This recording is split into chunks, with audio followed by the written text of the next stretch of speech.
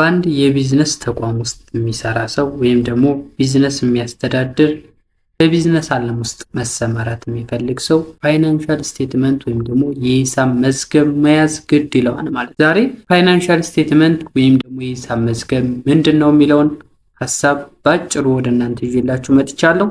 እንዴት ናችሁ ውድ የቻናል ቤተሰቦች? በዚህ ቻናል ላይ አካውንቲንግ እና ቢዝነስ ነክ ትምህርቶችን የምንማርበት ቻናል ነው። ለቻናሉ አዲስ የሆናችሁ ቻናሉን ሰብስክራይብ በማድረግ ቤተሰቡን እንግዲህ መግቢያ ላይ እንዳልኳችሁ ፋይናንሻል ስቴትመንት ወይም ደግሞ የሂሳብ መዝገብ ምንድነው የሚለውን ዛሬና በሚቀጥሉት 1-2-3 ቪዲዮዎች ወደ እናንተ ይዤላችሁ እመጣለሁ። ዛሬ ግን የሂሳብ መዝገብ ምንድነው ከሚለው እንነሳለን ማለት ነው። እንግዲህ የሂሳብ መዝገብ ምንድነው ብለን ስናይ ወይም ደግሞ የሂሳብ መዝገብ ምን ማለት ነው ብለን ስናስብ በንግድ ወይም ደግሞ በድርጅት የሚካሄድ ሁሉም የገንዘብ ግብይቶችን ወይም ደግሞ ትራንዛክሽኖችን በየቀኑ በትክክል የሚመዘገብበት ሰነድ ወይም ደግሞ መረጃ የሂሳብ መዝገብ ብለን እንገልጸዋለን ማለት ነው። እንግዲህ ፋይናንሻል ስቴትመንት አንድ ተቋም ውስጥ ሪከርድ የሚደረጉ በጣም ብዙ የፋይናንሻል አክቲቪቲዎች ወይም ደግሞ ፖዚሽኖች ይኖራሉ ማለት ነው። በቢዝነስ በፐርሰናል ወይም ደግሞ በተለያዩ አዘር ኢንቲቲዎች ላይ የምንመዘግባቸው የተለያዩ ፋይናንሻል አክቲቪቲዎች አሉ። እነዛን ነገሮች በትክክል የምናሳይበት ወይም ደግሞ የምንመዘግብበት ፋይናንሻል ስቴትመንት ብለን እንገልጸዋለን ማለት ነው። እንግዲህ በቀላሉ ገቢና ወጪ መረጃዎችን በደንብ ለመመዝገብ የምንጠቀምበት የሚመዘገቡት ገቢ፣ ወጪ፣ የዕቃ ግዥ፣ የዕቃ ሽያጭ፣ የብድር ግብይቶች ሁሉንም ነገሮች በትክክል የምናሳይበት ፋይናንሻል ስቴትመንት ወይም ደግሞ የሂሳብ መዝገብ የምንለው ማለት ነው። ዋና ዋና የሂሳብ መዝገቦች ብለን የምናያቸው እንደ ጆርናል ኢንተሪ፣ ሌጀር፣ ካሽ ቡክ፣ ፐርቼዝ ቡክ፣ ሴልስ ቡክ የሚባሉት እነዚህ ዋና ዋና ፋይናንሻል ስቴትመንት ወይም ደግሞ የሂሳብ መዝገቦች ተብለው ይጠቀሳሉ ማለት ነው። ለምን ብለን ካየን አስፈላጊነቱ የድርጅቱን የገንዘብ እንቅስቃሴ በትክክል ለመከታተል፣ ትክክለኛ የፋይናንሻል መግለጫ ለማዘጋጀት፣ ስህተቶችን ለመቆጣጠር ይጠቅሙናል ማለት ነው። ፋይናንሻል ስቴትመንት በስሩ በጣም ብዙ ነገሮችን ይይዛል። ከነዚህ ግን ዋና ዋና ነገሮች እነዚህ አራቱ ዋና ዋና የማይቀሩ የፋይናንሻል ስቴትመንት ስር የሚገኙ ሐሳቦች ናቸው። የመጀመሪያው ኢንካም ስቴትመንት ነው። ኢንካም ስቴትመንት ብዙዎቻችን አዲስ አይደለም። ፕሮፊት ኤንድ ሎሳችን የምናውቅበት ወይም ደግሞ ፕሮፊት ሎስ ስቴትመንት ተብሎ ይጠቀሳል። በሌላ ቋንቋ ባላንስ ሺት ነው። ባላንስ ሺት ስቴትመንቱ ፋይናንሻል ፖዚሽናችን በደንብ የምንገልጽበት፣ ለምሳሌ አሴትስ ኢኳልስ ላያቢሊቲ ፕላስ ኦነርስ ኢኩዊቲ የምንለውን ነገር ፕሩፍ የምናደርግበት ባላንስ ሺት ተብሎ ይጠቀሳል። ሌላው ካሽ ፍሎ ስቴትመንት ነው። የገንዘብ ዝውውራችን ካሽ አውት ፍሎ እና ኢንፍሎዎችን የምንቆጣጠርበት ወይም ደግሞ የምናሳይበት ካሽ ፍሎ ስቴትመንት ብለን እንገልጸዋለን። አራተኛውና የመጨረሻው የካፒታል ለውጥ መግለጫ ወይም ደግሞ ስቴትመንት ኦፍ ቼንጅ ኢን ኢኩዊቲ ብለን እንጠቅሰዋለን ማለት ነው። እነዚህ አራት ሐሳቦች የሂሳብ መዝገብ የሚካተቱ ዋና ዋና ሐሳቦች ናቸው። እያንዳንዱን በተወሰነ መልኩ እንያቸው። ኢንካም ስቴትመንት ኦር ፕሮፊት ኤንድ ሎስ ስቴትመንት ብለን የምንገልጸው የመጀመሪያው ገቢና ወጪያችን በትክክል የምንገልጽበት ወይም ደግሞ የምናሳይበት ነው። ሌላው ትርፍና ኪሳራችን የምናሳይበት ትርፍና ኪሳራ መግለጫ ተብሎ በሌላ ቋንቋ ይገለጻል። እንዲሁም አጠቃላይ የካምፓኒውን ሬቬኒው፣ ኮስት፣ ኤክስፔንስ፣ ፕሮፊት ኦር ሎስ በሆነ ስፔሲፊክ ፔሪድ ኦፍ ታይም ላይ የምንገልጽበት ወይም ደግሞ የምናሳውቅበት ኢንካም ስቴትመንት ብለን እንገልጸዋለን ማለት ነው። በተወሰነ የጊዜ ወቅት ላይ ያሉ የድርጅቱ ያገኘው ገቢ እንዲሁም ደግሞ ድርጅቱ ያወጣው ወጪ አጠቃላይ ኤክስፔንሱን የሚያሳይ የፋይናንስ መግለጫ ነው ኢንካም ስቴትመንት ብለን የምንገልጸው። ዋና ዋና ነገሮች በዚህ በኢንካም ስቴትመንት ውስጥ የምናካታቸው የመጀመሪያው ሬቬኒው ነው።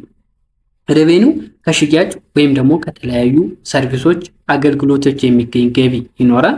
ያ ገቢ እንደ ሬቬኒው ይታያል። ሌላው ደግሞ ወጪ ኤክስፔንስ ነው። ይሄን ሬቬኒው ሽያጭ ይሄን አገልግሎት ለመስጠት የምናወጣቸው የተለያዩ ኤክስፔንሶች ይኖራሉ። ለምሳሌ የደሞዝ፣ የኪራይ፣ ኤሌክትሪክ፣ የዕቃ ግዥ ወዘተ የተለያዩ ወጪዎች ይጠቀሳሉ። እነዚህን ወጪዎች የሚያሳይ ኢንካም ስቴትመንት ብለን እንገልጸዋለን። ሬቬኒው ማይነስ ኤክስፔንስ ወይም ደግሞ ገቢ ሲቀነስ ወጪ ሲኳልሱ ትርፍ ወይ ደግሞ ኪሳራ ሆኖ ይገለጻል ማለት ነው።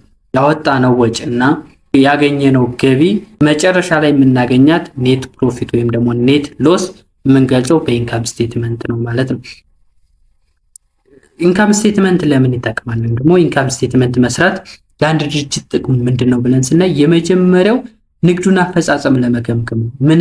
ምን አይነት ቦታ ላይ ነው ያለው፣ ንግዴ በምን አይነት ፖዚሽን ነው ያለው የሚለውን ነገር ለማሳየት ይጠቅመናል ኢንካም ስቴትመንት ለማዘጋጀት። ሁለተኛው ውሳኔ ለመስጠት ለምሳሌ አንድ ቢዝነስ ውስጥ ተቋም ላይ በየጊዜው የተለያዩ ውሳኔዎች እናሳልፋለን።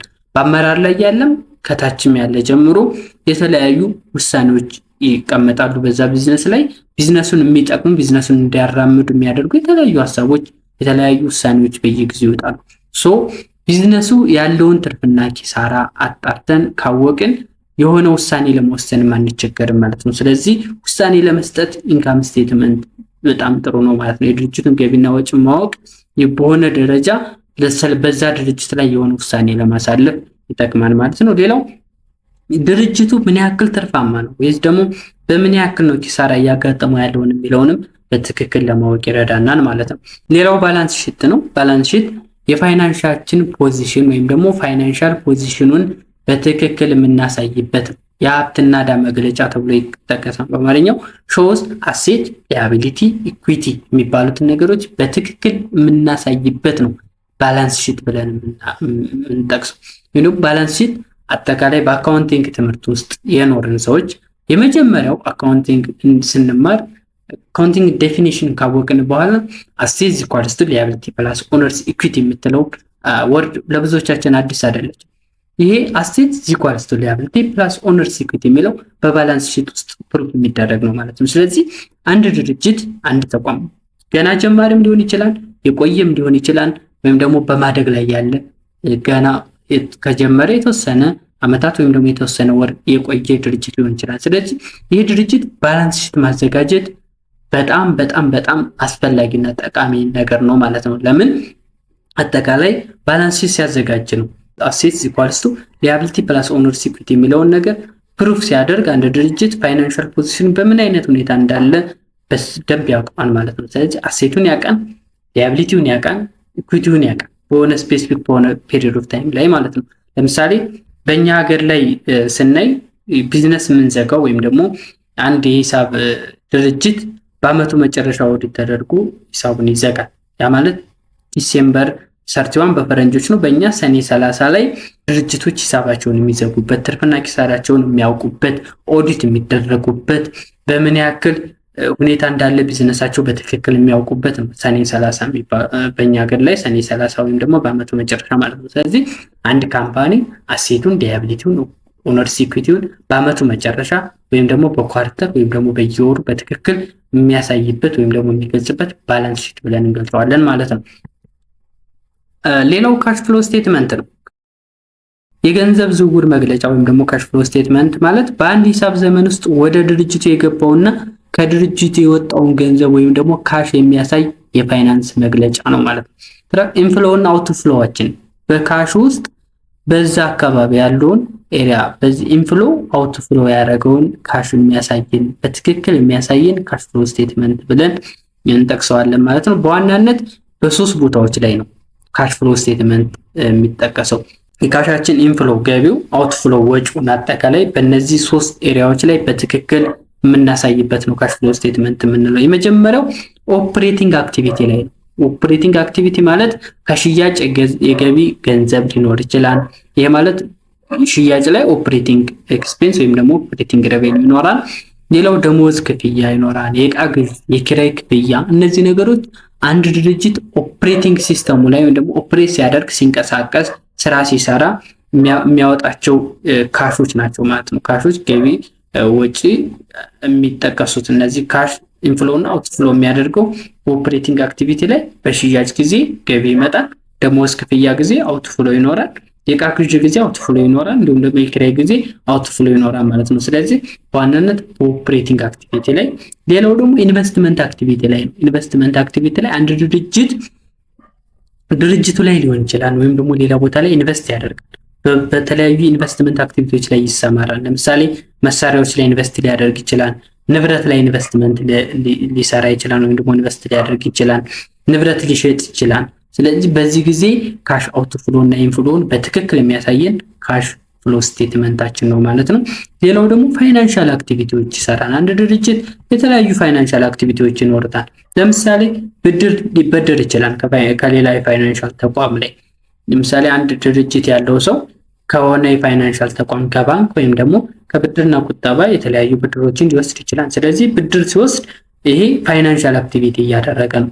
ብድሩን ሲመልስም እንደዛው። ለምሳሌ ባለቤት ካፒታል ሲጨምር እዛ የአንድ ድርጅት ላይ የሆነ ካፒታል ቢኖረው ወይም ደግሞ ሼር ቢኖረው ሼሩን ሲጨምር ሲያሳድግ፣ እንዲሁም ደግሞ የተለያዩ ከሼሩ ከዛ ላይ ድሮ ሲያደርግ ሲያወጣ ገቢ ሲያደርግ ሲያሳድግ፣ እነዚህ ነገሮች አጠቃላይ ፋይናንሻል አክቲቪቲዎች ይሰማራል ማለት ነው። ስለዚህ አንድ ተቋም ኦፕሬቲንግ አክቲቪቲዎች ይኖሩታል፣ ኢንቨስቲንግ አክቲቪቲዎች ይኖሩታል፣ ፋይናንሻል አክቲቪቲዎች ይኖሩታል ማለት እነዚህ ነገሮች በትክክል ካሹ ወጪና ገቢ ኢንፍሎውን አውትፍሎ ሲያደርግ በትክክል የምናሳይበት ካሽ ፍሎ ስቴትመንት ተብሎ ይጠቀሳል ማለት ነው።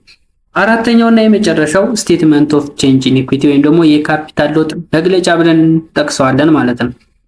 የካፒታል ለውጥ መግለጫ ስንል ወይም ደግሞ ስቴትመንት ኦፍ ቼንጅ ኢን ኢኩዊቲ ማለት በአንድ የሂሳብ ዘመን ውስጥ በድርጅቱ ካፒታል ላይ የተፈጠሩ ሁሉንም ለውጦች የሚያሳይ የፋይናንስ መግለጫ ብለን ጠቅሰዋለን ማለት ነው። ስለዚህ አጠቃላይ በአንድ ፔሪድ ኦፍ ታይም ላይ ያለው ፕሮፊት፣ ዊዝድሮ፣ አዲሽናል ኢንቨስትመንቶችን በትክክል የምናሳይበት ወይም ደግሞ የምንገልጽበት ስቴትመንት ኦፍ ቼንጅ ኢን ኢኩዊቲ ብለን እንገልጸዋለን ማለት ነው። የካፒታል ለውጥ መግለጫ በተለምዶ የመጀመሪያው ቢጊኒንግ ካፒታል ሊኖረው ይችላል። አንድ ድርጅት ወይም ደግሞ አንድ ሰው ቢጊኒንግ ካፒታል ይኖረው።